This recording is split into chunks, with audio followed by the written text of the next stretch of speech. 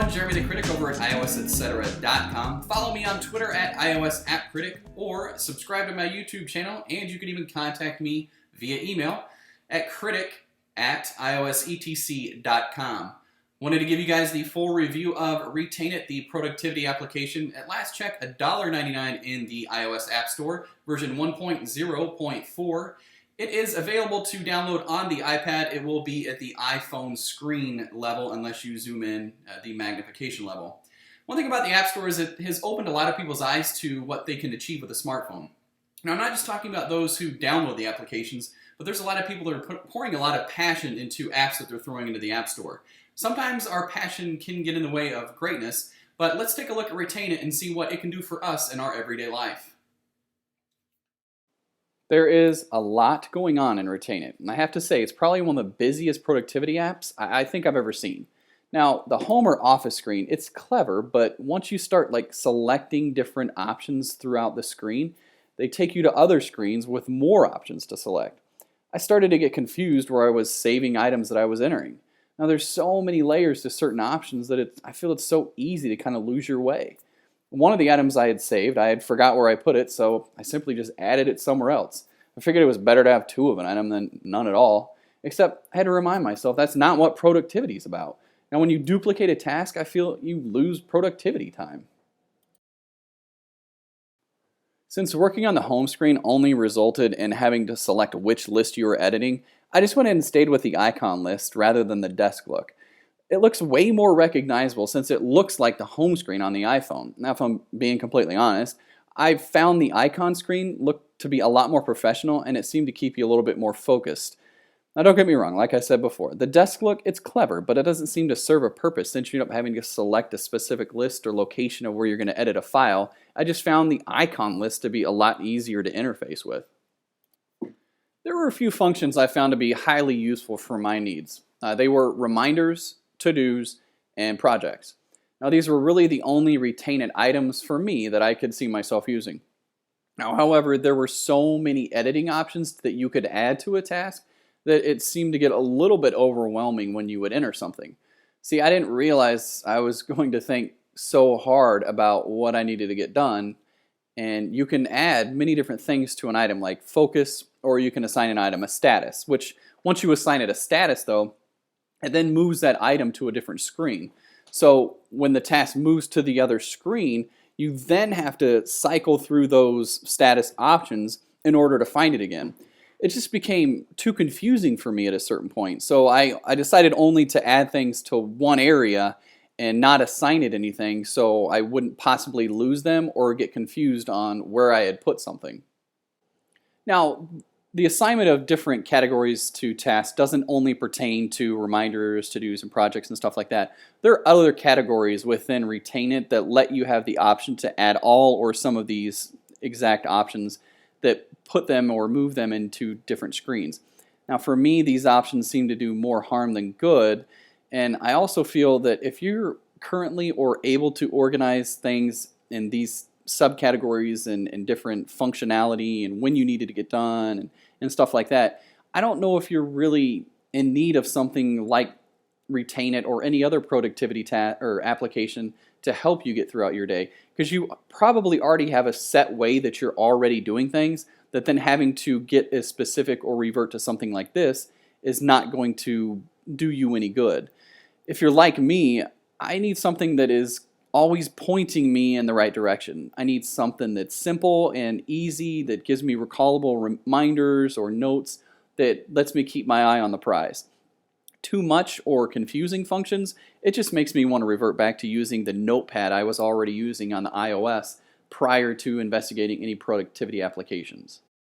One aspect of RetainIt I would have enjoyed using a little bit more was the journal portion. See, it's pretty easy to kind of jot down things that are going on throughout your day. And if you use the kind of the voice dictation function of the iPhone, it's even easier since it'll pretty much write everything out for you. But there's only one problem though. The text box that is in RetainIt does not allow you to scroll down to edit after a certain point of the text box, or if you can, I couldn't figure out how to do it. I originally used the voice recognition portion of the iPhone and looked to see if I needed to edit for any errors once it entered all the information I had put in, but I couldn't see them on the text box screen. You could only see all the information that was entered after you kind of saved the entry and backed out of that screen. But there was no way of going back into this text box screen to then edit what had been entered.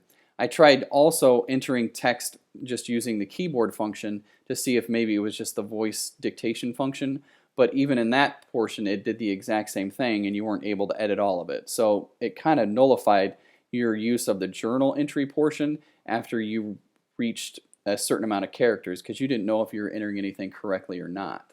And this isn't only specific to the journal portion either. The notebooks and reference items did the exact same thing, so hopefully a simple modification could clear this up. RetainIt does give its users some camera functionality.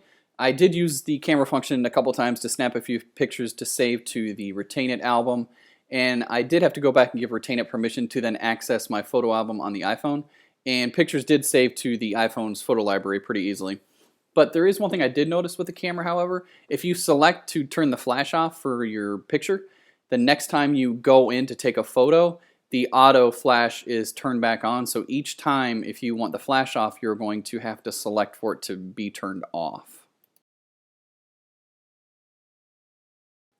There is a calendar function in RetainIt, but it doesn't talk to the iOS 7 calendar. So you can place an item or a task in the RetainIt calendar, but if you want to see it, you've got to go back into the RetainIt calendar to then gain access to it or even edit it, which I'm not looking to replace the calendar on iOS 7, but I do like having the ability to add or even import items to the calendar.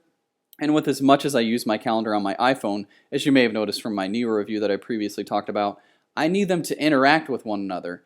It's just so much more convenient to have things in one place.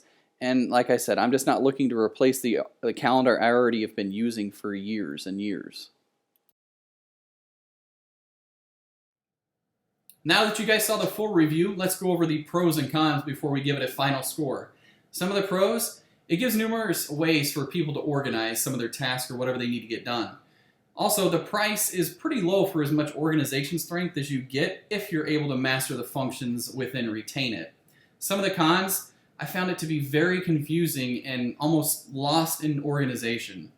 Also, I feel there should only be one home screen, and I kind of got lost in between the desk home screen and then the icon screen that were within different notebooks. The traditional look of the iPhone home screen was kind of the one I preferred, but you might be different. I just found that one to be a lot more useful in trying to navigate my way around RetainIt. The text box areas need to be larger and allow for scrolling, because once you reach the limit of the text box, you can't edit anything and you can't see what you're typing.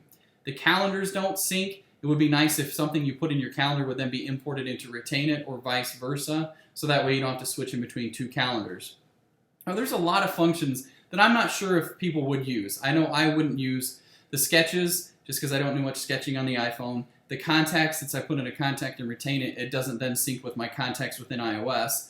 References, not really sure what I'd use there. Bookmarks, if I'm going to bookmark something, I would most likely do it in Safari and not within RetainIt, even though there is a browser in there. It's just, I didn't think I would ever use it. Now, the contacts you save in RetainIt, like I said, don't go over to the contacts within the iOS. So why replace the iOS contacts with RetainIt? Just everything else, the iOS contacts sync across your multiple devices within the cloud. I have given RetainIt a 5 out of 10. I don't feel I would use this application for very long because I just found it to be a bit confusing at times. This isn't one of those productivity applications that you're going to pick up right away and become an expert at. It's going to take some time getting used to or some training in order to become an expert. Now, some of the items I may have used, but many of them I don't think I would. Syncing contacts and calendars would have been great, but I did not find this option to be available within RetainIt. I'm Jeremy the Critic over at iosetc, where we're making life better one app at a time.